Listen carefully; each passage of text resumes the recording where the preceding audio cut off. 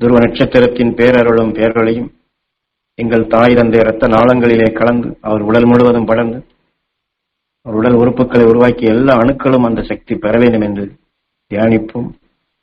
இதே போன்று திருமணமானவர்கள் கணவன் தன் மனைவிக்கு கிடைக்க வேண்டும் என்றும், மனைவி தன் கணவனுக்கு கிடைக்க வேண்டும் என்றும், பெற்றோர்கள் குழந்தைகளுக்கு கிடைக்க வேண்டும் என்றும், இதே போல குடும்பத்தில் உடன் பிறந்தவர்கள், சகோதர சகோதரிகள், உற்றார் உறவினர், நண்பர்கள், அன்றாட வாழ்க்கையில் நாம் தொழில் செய்யும் இடங்களில் பழகுவோர், நம்மை சந்திப்போர் எல்லோருக்குமே இந்த சக்தி கிடைக்க வேண்டும் என்று நாம் தியானிப்போம், தவம் இருப்போம். குருநாதர் இந்த கூட்டு குடும்ப தியானத்தினுடைய ஒரு முக்கியமான அம்சமாக நாம் இப்பொழுது நாம் குரு காட்டி வழியிலே உயிரான ஈசனை எண்ணி தியானித்தோம். குரு அவர்களை பெற்று துருவ நட்சத்திரத்தின் பேரருள் பேரொழியை பெற்றோம். நம் அணுக்களுக்கு பெறச் செய்தோம். அதே சமயத்தில் நாம் இந்த உடலுடன் வாழக்கூடிய காலத்திலே நம்முடைய அன்றாட வாழ்க்கையில் நாம் தொடர்பு கொண்டு அதைத்தான் நாம் இப்பொழுது தாய் தந்தையிலிருந்து நாம் எல்லோருக்கும் கிடைக்க வேண்டும் என்று தியானம் செய்கின்றோம். இதை நாம் முழு மனதாக குரு காட்டிய அந்த நெறியை உணர்ந்து நாம் செயல்பட வேண்டும். வெறுமன அவருக்கு கிடைக்க வேண்டும், இவருக்கு கிடைக்க வேண்டும் என்று சாதாரணமாக எண்ணாதபடி தாய் தந்தையருக்கு அந்த சக்தி கிடைக்க வேண்டும் என்று மனப்பூர்வமாக எண்ணி தாய் தந்தையுடைய அருள் எப்பொழுதுமே எனக்கு உறுதுணையாக இருக்க வேண்டும் என்று எண்ண வேண்டும். இதே போன்றுதான் கணவன் மனைவியும் எண்ண வேண்டும். குழந்தைகளுக்கு கிடைக்க வேண்டும் என்று எண்ண வேண்டும். ஆக நாம் எந்த காரியத்தை செய்தாலும், எங்கே வெளியில் சென்றாலும் நம் உயிரை எண்ணுகின்றோம், துருவ நட்சத்திரத்தை எண்ணுகின்றோம், மகர்ஷிகளை எண்ணுகின்றோம். அது மட்டும் இருந்தால் பத்தாது. கணவன் தன் மனைவியை அவர் வெளியே செல்கிறார் என்றால் மனைவியை எண்ணி அங்கிருந்து மனைவிக்கு அந்த அருளை பாய்ச்ச வேண்டும். மனைவியுடைய அருள் எனக்கு உறுதுணையாக இருக்க வேண்டும் என்று வேலை செய்யும் இடங்களிலே இவ்வாறு தியானிக்க வேண்டும். மனைவி இங்கே வீட்டிலிருந்து என் கணவர் வெளியே செல்லுகின்றார், அந்த துருவ நட்சத்திரத்துடைய அருள் அவர் பெற வேண்டும். அந்த தொழில் செய்யும் இடங்களிலே அவருக்கு அந்த உணர்வுகள் பாதுகாப்பாக அமைய வேண்டும். அங்கே அந்த அருள் சக்தி படர வேண்டும் என்று இப்படி கணவன் மனைவி எண்ண வேண்டும். இதே போலதான் தன்னுடைய தாயையும் எண்ணி, தாய் தந்தையை எண்ணி, தாய் தந்தையோட அருள் பெற வேண்டும் என்று இப்பொழுது நாம் எங்கே சென்றாலும், எந்த வேலையை செய்தாலும், எங்கே இருந்தாலும், நாம் தனித்து இருந்தாலும் கூட நாம் அனைவருமே ஒரு கூட்டமைப்பாக நாம் இருக்கக்கூடிய, அதாவது இந்த உடல் அது இருக்கக்கூடிய இடம் வேண்டும் என்றால் வேறு வேறாக இருக்கலாம். ஆனால் எங்கிருந்தாலும் நாம் அனைவருமே முதல்ல சொன்னது போன்று அகஸ்தியன் அவனுடைய தாய் தந்தையுடைய உயிரான மக்கள் அவனுக்குள் இணைந்த நிலையில் அவன் பெற்ற உயர்ந்த சக்தி கொண்டு வளர்த்து கொண்ட நிலையை தன் மனைவிக்கு பாய்ச்சுகின்றான். அங்கு அந்த நால்வரும் சேர்ந்து உருவானது அந்த துருவ நட்சத்திரம். அது மட்டுமல்ல, அவன் வாழ்ந்த காலத்திலே அவனுடன் பழகிய அனைவரையுமே அவன் தன்னுடைய கூட்டமைப்பாக, தன் இனமாக, அவனை போன்றே அவனையும் அவர்களையும் ரிஷிகளாக அவன் அழைத்து செல்கின்றான். ஆக இதுதான் சைவ சித்தாந்தம், விநாயக தத்துவத்தினுடைய மூலமே இதுதான். இனம் இனத்தை வளர்க்கும், இனம் இனத்தை பெருக்கும். ஆக நாம் அகஸ்தியனுடைய வழி, அந்த மரபு வழி, அகஸ்தியனுடைய சந்ததியினர் தான் நாம் அனைவருமே. நாமும் அந்த அகஸ்தியன் காட்டிய அந்த அல்வழி, அவன் எப்படி அந்த தாய் தந்தையரோடு இணைந்து தன் இன மக்களாக அனைவரையும் அந்த சகோதர கொண்டு அரவணைப்பாக அவன் இந்த உடலுடன் வாழ்ந்த காலத்தில் பெற்ற அந்த உணர்வு கொண்டு உயிரோடு ஒன்று ஒளியான நிலைகளும் அவன் எவ்வாறு அணைப்பாக அனைவரையும் அழைத்து சென்று அனைவரும் தொடர்பு கொண்ட நிலையில் இங்கே மனிதனாக வாழ்ந்தாலும் அதே தொடர்பு கொண்டு விண்ணிலே ரிஷி பத்தினியாக இங்கே நாம் உடல் என்ற நிலையில் உறவு முறை கொண்டாடி இங்கே குடும்பங்களாக வாழ்வதை அவன் அங்கே ஒளியான நிலைகள் உயிரான்மாவை ஒளியாக மாற்றி அழியக்கூடிய இந்த வாழ்க்கையை வெடித்துவிட்டு மரணமில்லா பெருவாழ்வாக அழியா ஒளி சரீரம் பெற்று பேரானந்த நிலைகள் கொண்டு என்றும் அழியாத நிலைகளாக வெறும் மிக பெரும் கூட்டமைப்பாக அழியாத நிலைகள் கொண்டு ஒவ்வொரு நொடி பொழுதும் விண்ணினுடைய ஆற்றலை ஒளி சுடராக பேரொழியாக ஒளி வீசிக் கொண்டிருக்கும் மிக மிக சக்தி வாய்ந்த ஒளியான நிலைகளாக துருவ நட்சத்திரமாகவும் சப்தரிஷி மண்டலங்களாக அவர் எவ்வாறு மின்னிக் கொண்டிருக்கின்றார்களோ அந்த தொடர்பை அவன் எவ்வாறு ஏற்படுத்தினாரோ இதே போன்று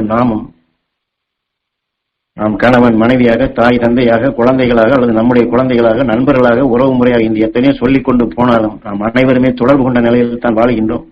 அது சிறிது நேரம் இவ்வாறு நாம் எண்ணிவிட்டு அதற்கு பின் நாம் என்னுடைய வேலை நிமித்தமாக நாம் அதில் சென்று விட்டேன் அல்லது நான் மறந்து விட்டேன் என்று இங்கே மனைவியோ அல்லது கணவனோ எதிர்பாராத ஒரு உணர்வை சந்திக்க நேர்ந்தால் நான் நினைத்தனே இப்போதுதான் அங்கே நடந்தது என்று எண்ணினேன், என் வீட்டிலும் இது நடந்துவிட்டது என்று அந்த நிலைக்கு செல்லாதபடி நாம் அனைவரும் தொடர்பு கொண்ட நிலையில் அருள் உணர்வுகளை வளர்ப்போம். அருள் உணர்வுகளை பெறுவோம், அருள் உணர்வுகளை பெறச் செய்வோம். ஆக பெறச் செய்வோம் என்று இங்கே தியானம் செய்யும் நேரத்தில் மட்டும் எண்ணாதபடி, அல்லது எப்பொழுதெல்லாம் தியானம் செய்கிறோமோ அந்த நேரம் மட்டும் எண்ணாதபடி, நாம் எங்கிருந்தாலும் எந்த இடத்தில் இருந்தாலும் தாய் தந்தையர், கணவன் மனைவி, குழந்தைகள், நண்பர்கள், உறவினர்கள், சொந்த பந்தம் என்ற நிலையில் அனைவரையும் அந்த அருள் பற்றுடன் இணைத்திடும் நிலையாக ஒருவருக்கொருவர் தொடர்பு கொண்ட நிலையில், மனைவியுடைய அருள் எனக்கு உறுதுணையாக இருக்க வேண்டும், கணவனுடைய அருள் என்றுமே எனக்கு பாதுகாப்பாக இருக்க வேண்டும், என்னுடைய தாய் தந்தையுடைய அருள் என்றுமே எனக்கு உறுதுணையாக இருக்க வேண்டும், என்னுடைய முன்னோர்கள் மூதாதையருடைய அருளாசி எனக்கு கிடைக்க வேண்டும், எங்களுடைய அனைவருடைய அருளாசி எங்கள் குழந்தைகளுக்கு கிடைக்க வேண்டும், எங்கள் குழந்தைகள் என்றுமே அருள் வழி வாழ வேண்டும், உறவினர்கள், நண்பர்கள் அனைவருமே அந்த மகர்ஷி நல்வட்டத்தில் வாழ வேண்டும் என்று நாம் இந்த மனித வாழ்க்கையில், அன்றாட வாழ்க்கையில் சந்திக்கக்கூடிய டிவியோ, ரேடியோவோ அல்லது பத்திரிகையோ அல்லது கையில வைத்திருக்கக்கூடிய போனில இங்கே இப்படி நடந்தது, அங்கே கணவன் இப்படி செய்தான், மனைவி இப்படி செய்தது, தாய் தந்தையரை கொண்டார்கள், குழந்தைகளை இப்படி செய்தார்கள், இப்படி செய்தார்கள், அப்படி செய்தார்கள், அங்கே இப்படி நடக்கிறது என்று இதை பதிவு செய்து, இதை எண்ணி என் வீட்டுக்காரர் அங்கே சென்றார், என் மனைவி இங்கே தனியாக இருக்கின்றது, என் குழந்தை அங்கே இப்படி இருக்கின்றது, அல்லது என் குழந்தை அங்கே தனியாக வாழ்கின்றது, அல்லது தனியாக அங்கே போக வேண்டியிருக்கின்றது, என்னுடைய தாய் தந்தையர் இப்படி இருக்கின்றார்கள் என்று வெளி உலகம் நாம் சந்திக்கக்கூடிய நிலைகள், அங்கே நடக்கக்கூடிய நிகழ்ச்சிகளை பதிவு செய்து அந்த எண்ணத்தை நமக்குள் ஊன்றி அந்த நினைவு கொண்டு அந்த தொடர்பை கூட்டி அஞ்ஞான வாழ்க்கையாக வாழ்ந்து கொண்டிருக்கும் இந்த உலக நிலையில் நாம் சிக்கிவிடாதபடி, நாம் என்றுமே இந்த அஞ்ஞானத்தை வெடித்துவிட்டு உயிரோடு ஒன்றி என்றும் விழித்த நிலையில் அழியாத நிலைகள் வாழ்ந்து கொண்டிருக்கும் அந்த மெய்ஞானத்தின் வழித்தொடராக அகசியனும் அவருடைய குடும்பத்தார், அவருடைய கூட்டமும் எங்கே மெய்ஞான விழிப்பாக வாழ்ந்து வளர்ந்து கொண்டிருக்கின்றார், அந்த மெய்ஞான விழிப்பாக நாம் விழித்து அந்த விழித்த நிலையில் இங்கே உலக நடப்புகளை, இந்த அஞ்ஞான வாழ்க்கைகளை நாம் எண்ணாதபடி, இதை பதிவு செய்யாதபடி, இதை எடுத்துக்கொள்ளாதபடி, இதை பற்றி சிறிதளவு நாம் நமக்குள் கொண்டு வராதபடி, துருவ நட்சத்திரத்தினுடைய உணர்வுகளை அகசியின் அவர்கள் சகாக்களும் வாழக்கூடிய நிலையிலிருந்து அந்த விண்ணின் பற்றுடன் பற்றி அந்த மரணமில்லா பெருவாழ்வு வாழ்ந்து கொண்டிருக்கும்